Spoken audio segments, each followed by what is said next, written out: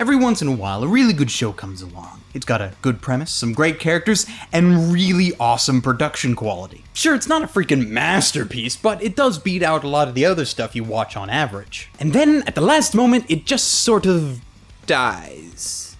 The plot points that you thought to be very intricate were never given proper explanation, making you wonder if there was any explanation to begin with. Character motivations are alluded to but never fully developed, and then the ending just kinda happens without anything really being tied up, and it ends up raising more questions than it answers. It's these kind of shows that make me very happy that I preach that the ending of any show is paramount. Even a so-so show can be made a lot better with a decent ending, and conversely, a really good show can suddenly turn to shit with a very bad ending. And maybe that's what happened this time around. Ladies, gentlemen, and others, my name is Arcada, and welcome to Glass Reflection. Today, Deadman Wonderland.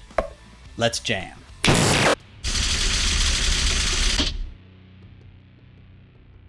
In an alternate present-day Tokyo, our main character Ganta goes to school one day, only to witness his entire class slaughtered by a mysterious floating character in a red cloak and mask who, for some reason, leaves him unharmed. Added on to his now very poor mental state, he then inexplicably gets blamed for the slaughter and sentenced to death row in the local prison. But it's not an ordinary prison, nah, that would be too easy. He was sent to death row at Deadman Wonderland. Where saying that inmates are treated poorly would be an understatement.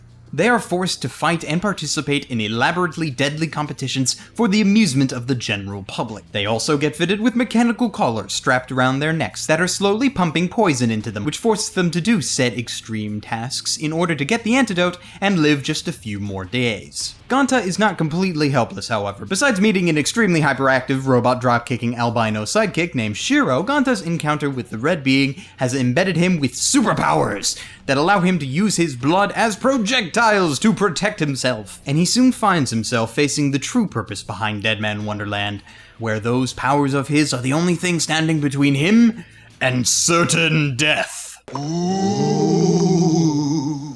What I like about the premise of the show is that it tries to give proper explanations. Or at least explanations detailed enough so that you don't really question anything about the superpowers Ganta has suddenly been given. The story is not without flaws, however. Regardless of whatever proof was brought up against him, I still kind of find it hard to believe that any court of law would convict this kid of being guilty of this massive freaking slaughter that you see at the beginning of the show without any hint, any idea of how he could have possibly have committed it. Like, who the hell is running that kind of court anyway? The only recourse that we have is capital punishment.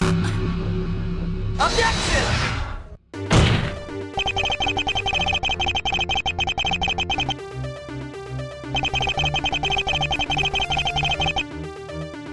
Objection!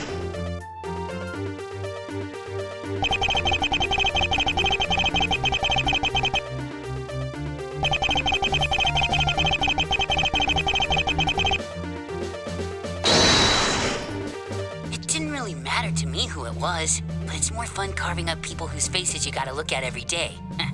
Especially the stuck-up little whores.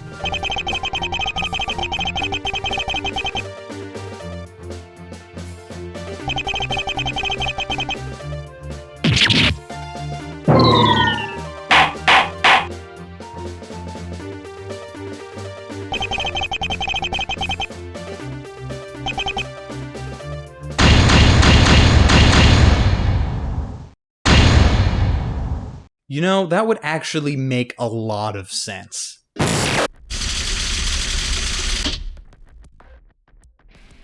Ganta is... well, it's kind of hard to describe him without being comparative. Really, Ganta is a cross between Shinji Ikari from Neon Genesis Evangelion and Squall Lionheart from Final Fantasy VIII. In other words, he's a whiny little kid with extreme angst that just happens to have superpowers. I would argue that the main difference between Ganta and Shinji is that Shinji has the ability to run away from his problems, something which fans of Evangelion know he does with some regularity. Ganta literally does not have that option though. It's either stay and fight, or die. That doesn't stop him from whining about it the whole show though, and it's really my major problem with him. I can understand where he's coming from for the first little while. His life was fairly normal, and then suddenly everybody he knows gets slaughtered right in front of him, and then he gets convicted for their murders and sent to hell on Earth. It's a given that to some extent he would not be all there mentally for a while, but it's the fact that he never ever gets over it over the course of the show that really annoys me. He starts to on multiple occasions, but then by the end of it takes a step backwards in development, only to have to continually retread on his purpose of life and reason for being. In the words of Christopher Titus, what he really needed to do is come on down off that cross, use the wood to build a bridge, and get over it. But as you can guess, that never happened. The next major character of the show is Shiro, the aforementioned crazy overexcited robot dropkicking albino, whose mere existence just oozes pure awesome into this show. Her whacked out personality is a much needed counter to the very dark themes that the show likes to present. She's like a hyperactive version of Lucy from Elfen Lied, except she wants to be friends with people and not kill everything. And as such, she was a much needed breather from GANTA's little whiny sprees from time to time. Beyond those two, the rest of the show is littered with supporting characters, from regular inmates and those who govern them, to the other superhuman beings like GANTA that slowly appear over the course of the show. What I like is that a lot of them are given enough screen time to make them interesting, but it's really unbalanced. One or two of the supporting characters get full-on character backgrounds and motivations, with one character, Crow, getting his own entire OVA episode explaining his backstory, while the others are just given enough to make us interested in them. But then the show runs out of time and just decides to not ever get around to developing them properly, which is a real shame in my opinion. Overall though, the supporting cast was great and did their job, but it just could have been a little bit more balanced.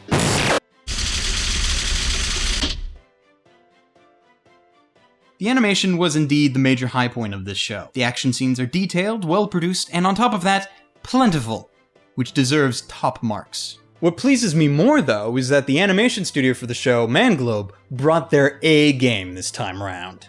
In the past, Manglobe has been responsible for shows like Ergo Proxy and Samurai Champloo, both of which were amazing from a production standpoint. But besides those two, though, they seem to be paying the bills with less action-oriented shows such as Hayate the Combat Butler and The World God Only Knows. And while those shows have their moments of entertainment, nothing beats a well-animated action anime.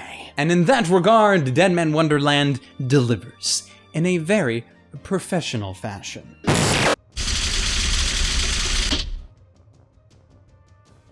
While there are few tracks on the OST that are notable on their own, what I do have to give props to is just how much music there is. In general, there's enough music in this show to compete with most 26-episode animes. And this is only a 13. What that means is that we have very little soundtrack repeats. Anytime you hear a track, chances are that's probably the first time you heard it. And it gives this feeling of freshness to every new scene, while still keeping the tone, and it's something I really liked.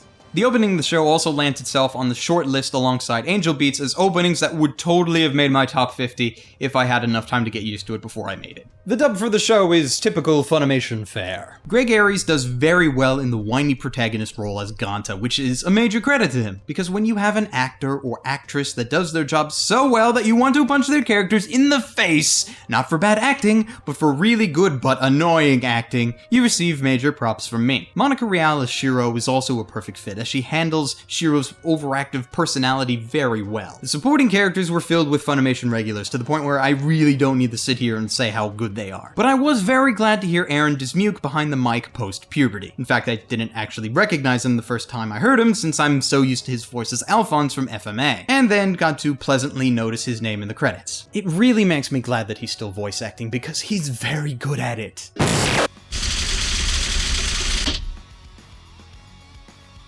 Deadman Wonderland is dark. Not as dark as, say, a show like Nemosini was, but in comparison to the majority of shows out there, it's definitely on the more gruesome side. There is blood, gore, slaughters, and death matches galore, which, personally, is a good thing about it. And I do wish there were more mature shows like this on the market. Problem is that the show is only 13 episodes long, and on top of that, didn't do very well in Japan, so the prospect of a sequel is unlikely. In the West, though, the show's popularity is fairly high, considering it was in the starting lineup of the brand new Toonami! Which, side note, Toonami Futawa! Like, I can't watch Toonami myself because they don't air it in Canada, but still, it's pretty awesome.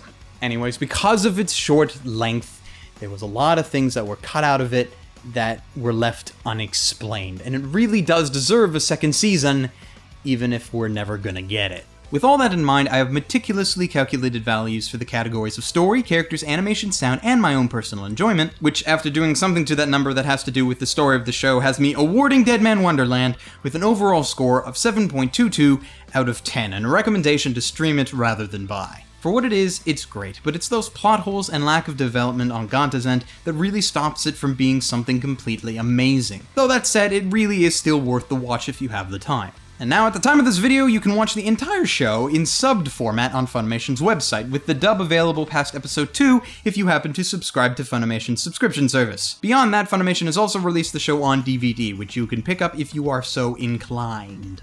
As for ultimate anime recommendations, I point you towards the dark and gory Elfen Lied, followed by the action anime Guilty Crown, which between the two of them you should hopefully find something to your liking. And with that, I leave you. Until next time, ladies, gentlemen, and others, stay frosty.